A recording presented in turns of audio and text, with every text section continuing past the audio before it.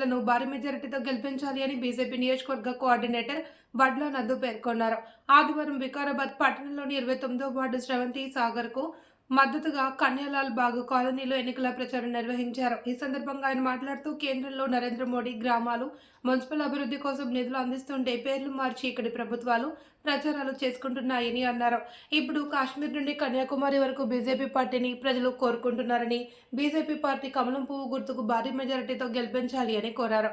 ఈ కార్యక్రమంలో నాయకులు, కార్యకర్తలు పాల్గొన్నారు.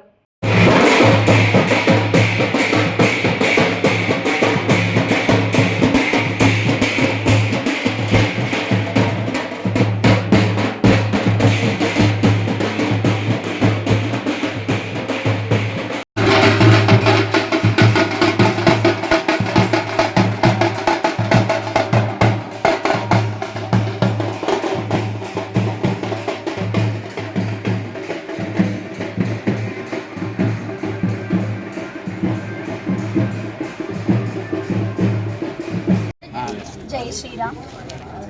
నేను ఈ వ్యాపారం శ్రవంతి విద్యాసాగర్ 29వ వార్డు నుంచి అభ్యర్థిగా బీజేపీ నుంచి పోటీ చేస్తున్నాను. నాకు ఈ కాలనీ వాసులు అందరూ బీజేపీకి ఓట్లు వేసి గెలిపించగలరని మనవి చేస్తున్నాను.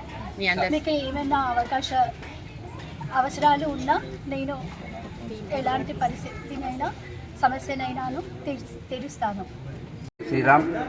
ఈరోజు ముఖ్యంగా మన మున్సిపల్ ఎలక్షన్స్ అనేది రావడం అనేది జరిగింది కాబట్టి అందులోనే భాగంగా కన్యాలాల్ బాగ్ 29వ వార్డు నుంచి శ్రవంతి సాగర్, యాపురం శ్రవంతి సాగర్ గారు ఇక్కడ నుంచి నిలబడడం అనేది జరిగింది.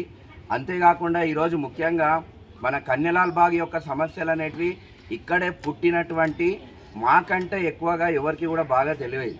అనేక సమస్యలు అనేటివి ఉన్నాయి.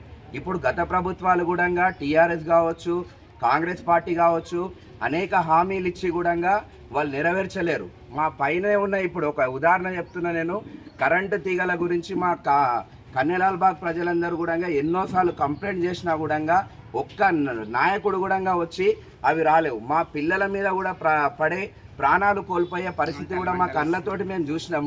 కాబట్టి ఇంత దౌర్భాగ్యమైనటువంటి పరిస్థితిలో ఉన్నాం. ఒక సమర్థుడైనటువంటి నాయకుడు లేకపోవడమే దీనికి కారణం. కాబట్టి దయచేసి కన్యాలాల్ బాగ్ ప్రజలకు నేను దయచేసి రిక్వెస్ట్ చేసేది ఏంటంటే, మీరు డబ్బులకు కావచ్చు, ఇంకో దానికి కావచ్చు, మీరు అన్ని ఏ దానికి కూడా లొంగకుండా అభివృద్ధికి కష్టపడే వాళ్ళకి ఓటేయాలని చెప్పేసి నేను కోరుకుంటున్నాను. అదేవిధంగా ఇంకొకటి ఏంటంటే, ఈ కాంగ్రెస్ పార్టీ ఈరోజు ఏదైతే హామీలు ఇచ్చిందో 6 గ్యారంటీలలో మహిళలకు ఇక్కడ ఉన్న కన్యాలాల్ బాగ్ ప్రజలకే కాకుండా ప్రతి ఒక్క రాష్ట్ర ప్రజలకు కూడా తెలియజేసేది ఏంటంటే 2500 రూపాయలు ఒక్క ఇంటికి రాలేవు. అంతేకాకుండా ఉచిత విద్యుత్ అన్నాడు, ఆయన ఇచ్చే వాళ్ళకు ఇచ్చిండ్రు, రాని వాళ్ళకు రాలేదు. ఇందిరమ్మ ఇండ్లు అన్నారు. 6 గ్యారంటీలలో ఒక బస్సు తప్ప ఏ గ్యారంటీ కూడా అమలు కాలేదు. దేవుళ్ళ మీద ఒట్టులేసి మనకు హామీలు ఇస్తానని చెప్పేసి అమలు చేస్తానని చెప్పేసినటువంటి ప్రభుత్వం విస్మరించింది. నేను ఒక్కడే చెప్తున్నా, ఈరోజు ప్రతి ఒక్కరు కూడా పొలాలు ఉన్నాయి. రైతు బంధు కావచ్చు, ప్రతి ఒక్కరు కూడా రావడం లేదు. ఈ పథకాలన్నీ కూడా నేను చివరికి చెప్పేది ఏంటంటే, మనకు అమలు కావాలనంటే ఒకటి ఇప్పుడు మొన్న జరిగినటువంటి గ్రామ పంచాయతీ ఎలక్షన్లలో మాకు 65% ఓట్లు వచ్చినాయి అని చెప్పేసి రైతు బంద్ చేస్తానన్నటువంటి రేవంత్ రెడ్డి సర్కార్ ₹1 వేయలేరు. అదే నేను ఒక్కటి చెప్తున్నా, ఈరోజు మున్సిపాలిటీలో కూడా మళ్ళీ కాంగ్రెస్ గెలిచిందనుకో, పొరపాటున కూడా వాళ్ళ అభ్యర్థులు ఎక్కువ మంది గెలిచిర్రనుకో, 100% మా వంకనే ఉన్నారు ప్రజలందరూ కూడా. ఇక మాకు ఖచ్చితంగా వీళ్ళు మాకు ఓటు వేసే తీరుతారు అనేది ఒకటి వస్తుంది, మనకు రాదు. కానీ ఆ పథకాలన్నీ రావాలనంటే ఏం చేయాలనంటే వాళ్ళను ఓడగొట్టాలి. అప్పుడు భయం అనేది ఉంటుంది కాంగ్రెస్ ప్రభుత్వానికి. ఆ భయపడితే మాత్రమే వాళ్ళు ఓటమి పాలైతే తప్ప వాళ్ళు మనకు పథకాలు అనేటివి ఇవ్వరు. ఇవి ఖచ్చితంగా నాట్ ఓన్లీ కన్యాలాల్ బాగ్ ప్రజలు, ఈ యొక్క వికారాబాద్ ప్రజలందరూ కూడా దయచేసి నేను చెప్తున్నాను, ఎవరి మీద మాకు శత్రుత్వం లేదు.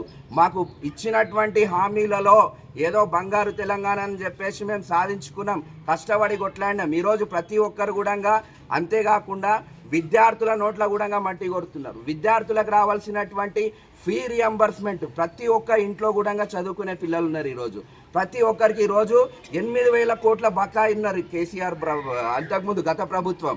ఆ తర్వాత కాంగ్రెస్ ప్రభుత్వం కూడా ఇస్తానని చెప్పేసి ఏదో 30% మాత్రమే వేసిరు. వాళ్ళ జీవితాలు కూడా ఆగమైపోతున్నాయి ఇప్పుడు.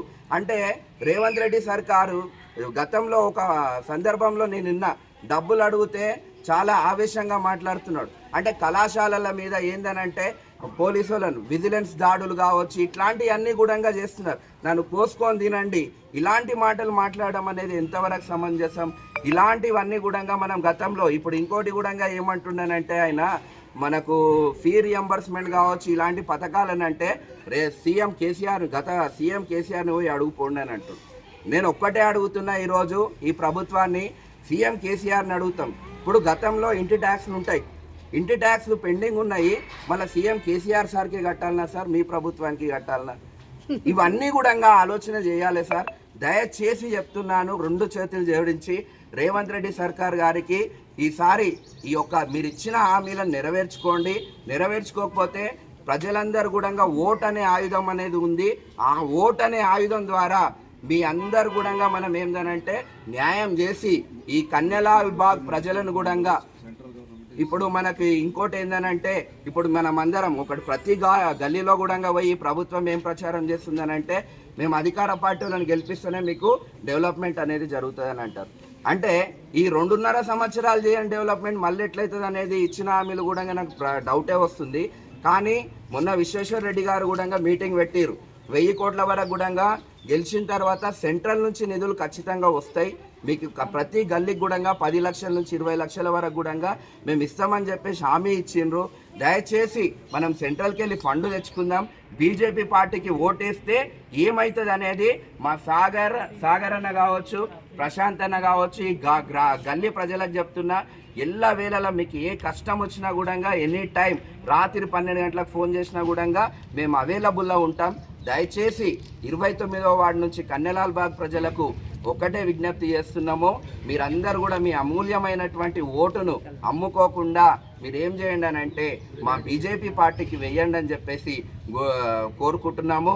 నరేంద్ర మోడీ గారి లాంటి వ్యక్తి ఉండడం ఈరోజు నాట్ ఓన్లీ భారతదేశం, ప్రపంచ దేశాలన్నీ కూడా మోడీ దిక్కు చూస్తున్నాయనంటే మామూలు విషయం కాదది. అలాంటి దేశభక్తుడికి, అలాంటి ఒక సైనికుడికి, అలాంటి ఒక బ్రహ్మచారికి ఆయనకి ఎవరు వారసులు లేరు. వ్యక్తిత్వం ఉన్నటువంటి పార్టీలకు మనకు ఓటేస్తే వ్యక్తిత్వం అనేది ఉంటుంది. ఇది ఒక్కటి ఆలోచించి పెద్ద మనసు చేసుకొని ఓటేస్తారని చెప్పేసి నమ్ముకుంటూ జై శ్రీరామ్, జై భారత్, జై హింద్. వికారాబాద్ పట్టణ ప్రజలందరికీ విజ్ఞప్తి చేస్తుంది ఏంటంటే, మీరు కాంగ్రెస్కి ఓటేసినా బీఆర్ఎస్కి ఓటేసినా రెండు ఒకటే. మీరు వేసిన ఓటు వేస్ట్ అయిపోతుంది. రేపు బీఆర్ఎస్ వాళ్ళకి వేసిన ఓటు కూడా పోయి కాంగ్రెస్లోనే కలుస్తారు. వాళ్ళు కండువాలు మారడం అనేది వాళ్ళకు బట్టలు మార్చినంత ఈజీగా వాళ్ళు కండువాలు మార్చేస్తారు. కాబట్టి వికాస్ అయిన భారతీయ జనతా పార్టీ అభ్యర్థులకు ఓటేస్తే వాళ్ళు ఉన్నా ఓడినా గెలిచినా ఇదే పార్టీలో ఉంటారు. తర్వాత వాళ్ళు ఎవ్వరు కూడా పార్టీ ఫండ్ మీద కానీ పార్టీ మీద కానీ డిపెండ్ కాకుండా జాతీయవాదం మీద, భారతమాత మీద భక్తితో, ప్రేమతో, ధర్మం పట్ల నిబద్ధతతోని పార్టీలోకి వచ్చిన వాళ్ళు. కాబట్టి మన ధర్మాన్ని కాపాడాలన్నా, దేశాన్ని కాపాడాలన్నా, దేశం అభివృద్ధి చెందాలన్నా భారతీయ జనతా పార్టీ కార్యకర్తలకే సాధ్యం. ఈ విషయాన్ని గమనించండి. అంతేకాకుండా నరేంద్ర మోడీ గారు పంపించే ప్రతి రూపాయి మన వార్డుకి కానీ మన మున్సిపాలిటీకి కానీ రావాలంటే భారతీయ జనతా పార్టీ ప్రభుత్వం ఉంటేనే అది సాధ్యం. నరేంద్ర మోడీ గారు ఏం చేయాలనుకున్నా ఆయన వచ్చి మన వార్డులో తిరిగి చేయలేరు. ఆయనకి ప్రాతినిధ్యమే మన కౌన్సిలర్లు. కాబట్టి ఆలోచించి మీరు డైరెక్ట్గా నరేంద్ర మోడీ గారికి ఓటేసే అవకాశం లేదు. మీరు ఇక్కడ వేసే భారతీయ జనతా పార్టీ ఓటు నరేంద్ర మోడీ గారికి వేసినట్టే. ఆలోచించి ప్రతి ఒక్కరు భారతీయ జనతా పార్టీ అభ్యర్థులను గెలిపించండి. ఏ వార్డులో చూసుకున్నా కూడా మిగతా పార్టీల అభ్యర్థులతో కంపేర్ చేసుకుంటే భారతీయ జనతా పార్టీ అభ్యర్థులు అందరూ కూడా విద్యావంతులు, అందరూ కూడా ఎవరి మీద ఆధారపడ్డోళ్ళు కాదు. ప్రతి ఒక్కరు కూడా ఇండిపెండెంట్గా ఆలోచించి మీ తరఫున పోయి కౌన్సిల్లో కొట్లాడడానికి సిద్ధంగా ఉన్న వాళ్ళే ఉన్నారు. మీకు అభివృద్ధి కావాలా, కేవలం ఈరోజు వచ్చే డబ్బులు కావాలా, మీరే ఆలోచించుకోండి. 5 ఏళ్ల జీవితాన్ని తాకట్టు పెడితే మళ్ళీ 5 ఏళ్ల దాకా మీకు ఈ అవకాశం దొరకదు. కాబట్టి ప్రతి ఒక్కరూ ఆలోచించి భారతీయ జనతా పార్టీ అభ్యర్థుల కోటేయండి. ఈ 29వ వార్డు నుంచి శ్రవంతి విద్యాసాగర్ కానీ ఇక్కడే వాళ్ళ విద్యాసాగర్ గారు ఇదే వార్డులో పుట్టి ఇదే వార్డులో వాళ్ళ ఇల్లు కూడా ఉన్నాయి. వాళ్ళు ఇక్కడి అభ్యర్థులే, వాళ్ళు ఇక్కడికి లోకల్ అభ్యర్థులు. పిలిస్తే పలికే విధంగా మన శ్రవంతి గారు అందుబాటులో ఉంటారు. మహిళ కాబట్టి మహిళలందరూ కూడా ఫోన్ నంబర్లు తీసుకోండి. ఈ వార్డులో ఉన్న సమస్యలు పురుషుల కన్నా కూడా మహిళలకే ఎక్కువ తెలుసు.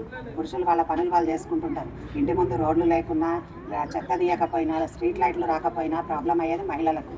కాబట్టి మీకు అందుబాటులో ఉండే మహిళకి మీరు ఓటేసి గెలిపించుకొని మీ సమస్యలు డైరెక్ట్గా తనకి చెప్పి తనతో మీరు పని చేయించుకోండి. తను సేవ చేయడానికి రెడీగా ఉంది. కాబట్టి ప్రతి ఒక్కరూ బాగా ఆలోచించండి. మీ పిల్లల భవిష్యత్తును తాకట్టు పెట్టకండి. భారతీయ జనతా పార్టీనే గెలిపించండి. ధన్యవాదాలు. నిన్న తెలంగాణ రాష్ట్ర ముఖ్యమంత్రి రేవంత్ రెడ్డి గారు పరిగిల సభలో కిషన్ రావు అనే విధంగా బీఆర్ఎస్ టీఆర్ఎస్ బీజేపీ ఒకటే అనే విధంగా మాట్లాడడం జరిగింది. వికారాబాద్ జిల్లాలో వికారాబాద్ నియోజకవర్గం జిల్లా అధ్యక్షులు మెతకానంద్ ఇక్కడ కాంగ్రెస్కి ఎప్పుడు ఆయన ఆల్రెడీ అమ్మేసిండు. గంపగుత్తగా ఆల్రెడీ వీళ్ళ చైర్మన్ క్యాండిడేట్నే అవతల వాళ్ళు కాంగ్రెస్ వాళ్ళకి అమ్మేసిండు. ఆయన ఎక్కడ కూడా సీరియస్గా ఎలక్షన్ తీసుకోవట్లేదు. ఇక్కడ ఆల్రెడీ కాంగ్రెస్ బీఆర్ఎస్ ఒకటైంది. ఫస్ట్ నీ సొంత జిల్లాలో ఈ జిల్లా అధ్యక్షుడు ఆల్రెడీ కాంగ్రెస్ టీఆర్ఎస్ ఒకటైనాక నువ్వు మళ్ళీ మా కిషన్ రెడ్డి గారిని అంటున్నావు. నికార్స్ అయినా కష్టపడి ఒక్కొక్క చిన్న మెట్టు ఎక్కుంటూ ఈరోజు కేంద్ర మంత్రిగా ఉన్న వ్యక్తిని నువ్వు విమర్శించడం మంచి పద్ధతి కాదు. రేవంత్ రెడ్డి గుర్తుపెట్టుకో, నువ్వు నీ పతనం వికారాబాద్ జిల్లా నుంచే స్టార్ట్ అవుతున్నది. వికారాబాద్ జిల్లా నుంచే వికారాబాద్ జిల్లా కేంద్రమైనటువంటి వికారాబాద్ నియోజకవర్గంలో వికారాబాద్ మున్సిపాలిటీ పైన కాషాయం జెండా ఎగిరబోతున్నది. అదేవిధంగా మాజీ డీసీసీ అధ్యక్షులు పరిగి ఎమ్మెల్యే రామ్మోహన్ రెడ్డి మొత్తం అప్పటి నుంచి మన్నెగూడ వరకు నేనే రోడ్డు తీసుకొచ్చినని అన్ని తీరుగా మాట్లాడుతున్నాడు. మేము తెచ్చింది కేంద్ర మంత్రి నితిన్ గడ్కరీతోని కొండ విశ్వేశ్వరరెడ్డి గారు నిద్ర లేకుండా నిర్విరామంగా ఢిల్లీకి హైదరాబాద్కు టూర్ మొత్తం తిరుగుకుంటూ దాన్ని ఫాలోఅప్ చేసుకుంటూ ఆ రోడ్డు వెడల్పు పనులు అనేవి జరుగుతున్నాయి. కొండ విశ్వేశ్వరరెడ్డి గారు 2016-17లో ఆయన రోడ్డు శాంక్షన్ చేసుకుని రావడం జరిగింది. అదేవిధంగా గతంలో ఉన్నటువంటి మాజీ ఎంపీ రంజిత్ రెడ్డి గారే కదా ఇది ఆపింది. ఆయనకు నేను పురపాలక మంత్రిని చేస్తా అంటున్నావు. ఎవడైతే సంపినోడే సంతాప సభ పెట్టినట్టు ఆ రోడ్డుని ఆపిందే రంజిత్ రెడ్డి. ఆ రంజిత్ రెడ్డిని కూడా నేను పురపాలక శాఖ మంత్రి చేస్తా అంటున్నావు. ఫస్ట్ ఎంతమంది అయితే బస్సులో చనిపోయినరో ఆ 30 మందికి కారణం రంజిత్ రెడ్డి. కొన్ని 300 మంది చచ్చిపోయినారు అక్కడ ఇంచుమించుగా 5 సంవత్సరాలుగా. కాబట్టి ఫస్ట్ నీ పార్టీలో ఎవరైతే ఉన్నారో ఖచ్చితంగా ఈరోజు గడ్డం ఆనన్న ఇక్కడ చైర్మన్ అభ్యర్థి మేము ఓడిస్తామని ఈ సందర్భంగా బీజేపీ పార్టీ గంటపదంగా చెప్తున్నది. మీకు ఇక్కడ ఉన్నటువంటి టీఆర్ఎస్ పార్టీ నాయకులు ఎక్కడే చెప్తున్నాం, ప్రజలంతా మీరు 29వ వార్డు ప్రజలకు ఒకటే వ్యక్తం చేస్తున్నాం. ఆల్రెడీ టీఆర్ఎస్ పార్టీ అమ్ముడు పోయింది. ఇక టీఆర్ఎస్ పార్టీ గత చరిత్ర ఎక్కడైతే కేసీఆర్ కాళేశ్వరం కట్టి నేను వికారాబాద్ నీళ్ళు ఇస్తా అని చెప్పి పాలమూరు రంగారెడ్డి నుంచి నీళ్ళు వస్తాయని ఒకటి చెప్తాడు. గోదావరి జలాలు వస్తాయంటే ఇంతకుముందు గత ప్రభుత్వం 2008లో వైఎస్ రాజశేఖర రెడ్డి చెప్పిపోయాడు. నువ్వేమంటున్నావు, మళ్ళా నీకు కమిషన్ రానికే మళ్ళీ నీవు గోదావరి నీళ్ళు తీసుకొస్తాను అంటున్నాడు. ఇంతకుముందే 7 పంపుల నుంచి ఒక పంపు తీస్తాడని ఆ రకంగా మీరు చెప్పి కాంగ్రెస్ ప్రభుత్వం అంతా జలయజ్ఞం ధనయజ్ఞాల మీదనే ఉంటుంది. కాంగ్రెస్ పార్టీ ఎప్పుడు కూడా ప్రజలకు మంచి చేయదు, ఓన్లీ ధనదాహం ఉంటుంది వాళ్ళకు. కాబట్టి ఖచ్చితంగా ఇవన్నిటిని నిలదీయడానికి 29వ వార్డు గల్లీ నుండి మా స్రవంతి విద్యాసాగర్ గారు నిలబడ్డారు. ఈ వార్డు ప్రజలకు మరొకసారి విజ్ఞప్తి చేస్తున్నాం, కమలం పువ్వుకు ఓటేసి భారీ మెజార్టీతో కౌన్సిలర్గా గెలిపించగలరని మా యొక్క విజ్ఞప్తి.